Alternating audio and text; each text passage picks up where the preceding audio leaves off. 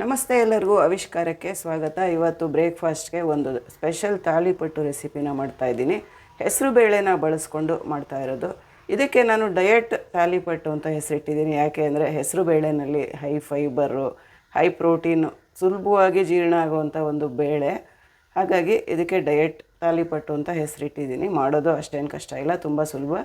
ಹೆಸರು ಬೇಳೆ 1 ಕಪ್ ಹೆಸರು ಬೇಳೆನ ಒಂದು 2 ಅವರ್ಸು ನೆನೆಸಿ ತೊಗೊಂಡಿದ್ದೀನಿ. 2 ಅವರ್ಸ್ ನೆನೆಸಿದ್ರೆ ಸಾಕು. ಎದ್ದು ಕೂಡಲೇ ಹೆಸರು ಬೇಳೆ ನೆನೆಸ್ಬಿಟ್ಟು ಮಿಕ್ಕಿದ್ದೆಲ್ಲ ರೆಡಿ ಮಾಡ್ಕೊಳ್ಳೋ ಅಷ್ಟೊತ್ತಿಗೆ ಹೆಸರು ಬೇಳೆ ನೆಂದುಬಿಡುತ್ತೆ. ನೆನೆಸಿಟ್ಟಿರೋ 1 ಕಪ್ ಹೆಸರು ಬೇಳೆನಲ್ಲಿ ಅರ್ಧದಷ್ಟನ್ನು ಒಂದು ಮಿಕ್ಸರ್ ಜಾರಲ್ಲಿ ಹಾಕ್ಕೊಳ್ತೀನಿ. ಸ್ವಲ್ಪ ಹಾಗೆ ಉಳಿಸ್ಕೊಂಡೆ, ಅರ್ಧದಷ್ಟನ್ನು ರುಬ್ಕೊಳ್ಬೇಕು. 4 ಹಸಿಮೆಣಸಿನ್ಕಾಯಿ, ಇದ್ರ ಜೊತೆಗೆ ಶುಂಠಿ. ಈಗ ಇದನ್ನು ನುಣ್ಣಗೆ ರುಬ್ಕೊಳ್ಳೋಣ. ನೀರೇನು ಹಾಕೋದು ಬೇಡ. ರುಬ್ಕೊಂಡಿರೋ ಹೆಸರುಬೇಳೆ ಮಿಶ್ರಣನ ಒಂದು ಪ್ಲೇಟಲ್ಲಿ ತಗೊಳ್ತಾ ಇದ್ದೀನಿ. ರುಬ್ಕೊಂಡಿರೋ ಹೆಸರುಬೇಳೆ ಮಿಶ್ರಣ ಹಾಕ್ಕೊಂಡಿದ್ದೀನಿ ಒಂದು ಪರಾತದಲ್ಲಿ. ಈಗ 1 ಕಪ್ಪಷ್ಟು ಜೋಳದ ಹಿಟ್ಟು, ಅಷ್ಟೇ ಪ್ರಮಾಣದಲ್ಲಿ ಅಕ್ಕಿ ಹಿಟ್ಟು. ಜೋಳದ ಹಿಟ್ಟು ಎಷ್ಟು ತೊಗೊಂಡಿನೋ ಅದರಲ್ಲಿ ಒಂದು 1/4 ಭಾಗದಷ್ಟು ಗೋಧಿ ಹಿಟ್ಟು. ಗೋಧಿ ಹಿಟ್ಟು ಎಷ್ಟು ತೊಗೊಂಡಿದ್ದೀನೋ ಅಷ್ಟೇ ಪ್ರಮಾಣದಲ್ಲಿ ಕಡಲೆ ಹಿಟ್ಟು. ಅರಿಶಿನದ ಪುಡಿ ಒಂದು 1/4 ಟೀ ಸ್ಪೂನಷ್ಟು ಅರಿಶಿನದ ಪುಡಿ. ಕಪ್ಪು ಎಳ್ಳು ತೊಗೊಂಡಿದ್ದೀನಿ. ಕಪ್ಪು ಎಳ್ಳು, ಬಿಳಿ ಎಳ್ಳು ಯಾವುದಾದ್ರೂ ತೊಗೊಳ್ಬೋದು. 1 ಟೀ ಸ್ಪೂನಷ್ಟು ಜೀರಿಗೆ. ಗರಂ ಮಸಾಲೆ ಒಂದು ಅರ್ಧ ಟೀ ಸ್ಪೂನಷ್ಟು. ಕೊತ್ತಂಬರಿ ಸೊಪ್ಪು ಸ್ವಲ್ಪ ಸಣ್ಣದಾಗಿ ಹಚ್ಚಿಟ್ಕೊಂಡಿರೋ ಕೊತ್ತಂಬರಿ ಸೊಪ್ಪು. ಕ್ಯಾರೆಟು, 1 ಕ್ಯಾರೆಟ್ನ ತುರಿದಿಟ್ಕೊಂಡಿದ್ದೆ, ಅದನ್ನು ಹಾಕ್ತಾಯಿದ್ದೀನಿ. 1 ಗೆಡ್ಡೆಕೋಸು, ಅದನ್ನು ಕೂಡ ತುರಿದ್ಬಿಟ್ಟು ತೊಗೊಂಡಿದ್ದೀನಿ. ಮತ್ತು ಈರುಳ್ಳಿ, 2 ಮೀಡಿಯಮ್ ಸೈಜಿನ ಈರುಳ್ಳಿನ ಸಣ್ಣದಾಗಿ ಹಚ್ಚಿ ತೊಗೊಂಡಿರೋದು. ಇಲ್ಲಿ ಪಾಲಕ್ ಸೊಪ್ಪು ತೊಗೊಂಡಿದ್ದೀನಿ. ಪಾಲಕ್ ಸೊಪ್ಪು, ಮೆಂತ್ಯ ಸೊಪ್ಪು ಯಾವುದಾದ್ರೂ ತೊಗೊಳ್ಬೋದು. 4 ಮೆಣಸಿನ್ಕಾಯಿ ಹಾಕಿದ್ದೆ. ಒಂದು ಅರ್ಧ ಟೀ ಸ್ಪೂನಷ್ಟು ಅಚ್ಕಾರದ ಪುಡಿ ತೊಗೊಳ್ತೀನಿ. ಉಪ್ಪು 1/2 ಟೀ ಸ್ಪೂನಷ್ಟು ಉಪ್ಪು ಹಾಕ್ಕೊಂಡಿದ್ದೀನಿ. ಈಗ ಇದನ್ನೆಲ್ಲ ಚೆನ್ನಾಗಿ ಮಿಕ್ಸ್ ಮಾಡ್ಕೊಳ್ಳೋಣ.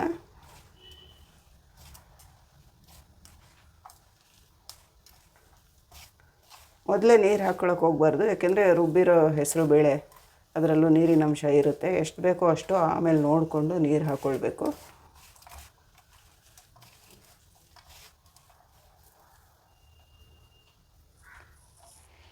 ನೆನೆಸಿಟ್ಕೊಂಡಿದ್ದ ಹೆಸರು ಬೇಳೆನಲ್ಲಿ ಸ್ವಲ್ಪ ಉಳಿಸ್ಕೊಂಡಿದ್ನಲ್ಲ, ಅದನ್ನು ಇಲ್ಲಿ ಹಾಕ್ಕೊಳ್ತಾ ಇದ್ದೀನಿ.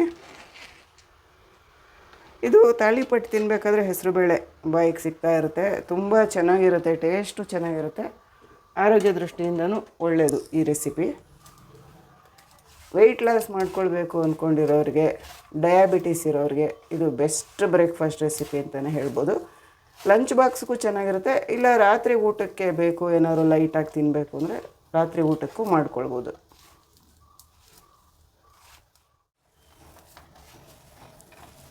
ನೋಡಿ, ನೀರು ಹಾಕಲೇ ಇಲ್ಲ ಒಂದು ತೊಟ್ಟೂ, ಇಷ್ಟು ಹದದಲ್ಲಿದೆ. ಈಗ ಒಂಚೂರು ನೀರು ಹಾಕ್ಕೊಳ್ಳೋಣ. ನಾವು ಮಸಾಲೆ ರೊಟ್ಟಿ ಹಿಟ್ಟಿಗೆ, ರೆಗ್ಯುಲರ್ ತಾಲಿಪಟ್ಟಿಗೆ ಇಲ್ಲ ಯಾವ ಹದದಲ್ಲಿ ಕಲಿಸ್ತೀವೋ ಆ ಹದದಲ್ಲೇ ಕಲಿಸ್ಕೊಳ್ಬೇಕು. ಇದನ್ನು ತಟ್ಟೋದಕ್ಕೆ ಸುಲಭವಾಗಿ ಬರಬೇಕು. ತೀರಾ ಗಟ್ಟಿ ಇದ್ದರೆ ತಟ್ಟೋದಕ್ಕೆ ಸುಲಭವಾಗಿ ಬರಲ್ಲ. ಹಾಗಾಗಿ ಸ್ವಲ್ಪ ಸಾಫ್ಟಾಗೇ ಕಲಿಸ್ಕೊಳ್ಬೇಕು. ಈಗ ನೋಡಿ, ಈ ಹದ ಕರೆಕ್ಟಾಗಿದೆ.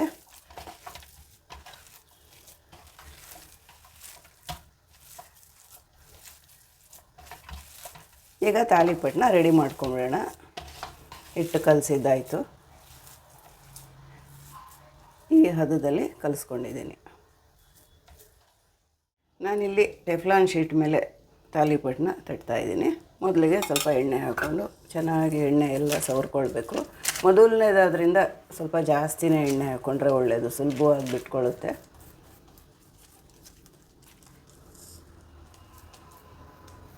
ಇಷ್ಟಪ್ಪ ಉಂಡೆ ತೊಗೊಂಡಿದ್ದೀನಿ. ಈ ಥರ ಮಾಡ್ಕೊಳ್ಳೋದ್ರಿಂದ ಬಿರುಕು ಬಿಡಲ್ಲ, ಚೆನ್ನಾಗಿ ಹೊಂದ್ಕೊಳ್ಳುತ್ತೆ. ತಟ್ಟೋದಕ್ಕೆ ಈಸಿಯಾಗಿ ಬರುತ್ತೆ. ಒಳ್ಳೆ ಶೇಪಲ್ಲಿ ತಟ್ಬೋದು, ರೌಂಡ್ ಶೇಪಲ್ಲಿ.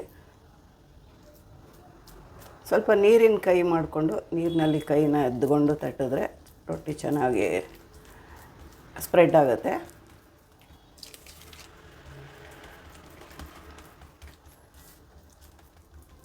ಎಷ್ಟು ತೆಳ್ಳಗೆ ತಟ್ಟಿದ್ರೂ ಚೆನ್ನಾಗಿ ಬರುತ್ತೆ. ತೆಳ್ಳಗೆ ತಟ್ಟದಷ್ಟು ಗರಿ ಗರಿಯಾಗಿ ತಿನ್ನೋದಕ್ಕೆ ತುಂಬ ಚೆನ್ನಾಗಿರುತ್ತೆ.